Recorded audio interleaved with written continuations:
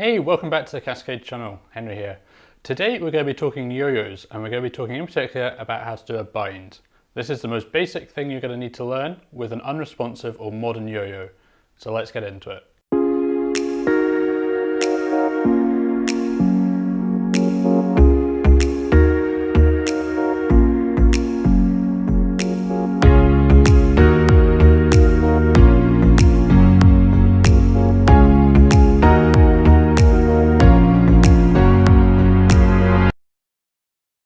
Okay, so what is a bind? Basically, it's the trick that you need to do in order to get an unresponsive or modern yo-yo to return to your hand. Some people might have started off on a responsive yo-yo, and that's one where you throw it, it spins down the bottom, you tug your hand and it comes back. And then when you move on to an unresponsive yo-yo, it spins down the bottom, but it won't come back to your hand. So you can keep tugging it and it'll just keep spinning down at the bottom. Basically, this means you get a lot longer to do tricks with it, but you do need to learn the bind in order to return it to your hand. So let's take a look at that now. Okay, so the first way I'm going to show you how to do this is probably the easiest way to learn it and kind of understand what's happening. It's probably not how I would do it when I'm playing with a yo-yo, but to understand and to get to grips with the basics, it's quite useful. So hopefully at this point you've got a nice solid throwaway. So you do that, you've got the yo-yo spinning down the bottom, you bring your left hand, if you're right-handed, you bring your left hand index finger from behind the string, you push the string away from you, this lifts the yo-yo up, and then with your right hand, that's got the finger loop attached to it, you bring that underneath the yo-yo so that the yo-yo sits on the string. And then at this point, you should have, with your left index finger, you should have a loop of string and your right hand is away from you. And then you bring this loop with your left hand finger from behind the yo-yo over the top. So you bring it across the top of the yo-yo and then across, and you throw it off down the way.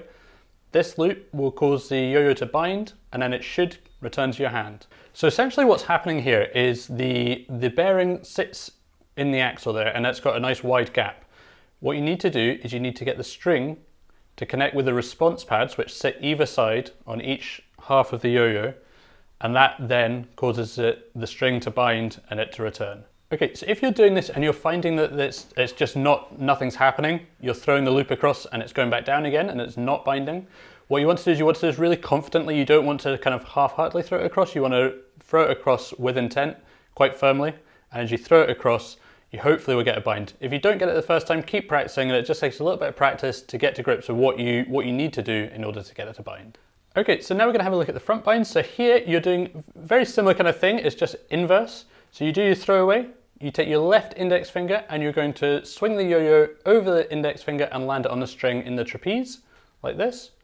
And then you've basically got the same as you had before, but the other way around. So you've got the loop around your left index finger at the front, and instead of bringing it from the back to the front of the yo-yo, you take it from the front of the yo-yo over the top, across to the back, and you throw that loop down across the back of it, and that should cause it to bind.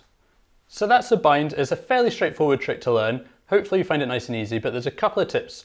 One, you want the yo-yo spinning nice and fast. If your yo-yo spinning and it's lost all its speed, you're going to find it a lot harder to bind it. The second thing is you want to make sure that the yo-yo is straight. If it's tilted a little bit, it's also going to be a lot harder to bind it. You can correct that. You can get it into the trapeze and then correct it.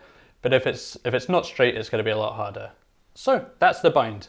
Hopefully you found it useful. If you've got any questions or comments, just leave them in the section down below and we'll try and get back to you. If you do want to pick up a yo-yo, we've got a link down below. So we've got lots of yo-yos, unresponsive, responsive, and spare parts. Why not give the video a like and also subscribe to us for more content in the future? That's it for today. See you in the next one. Cool.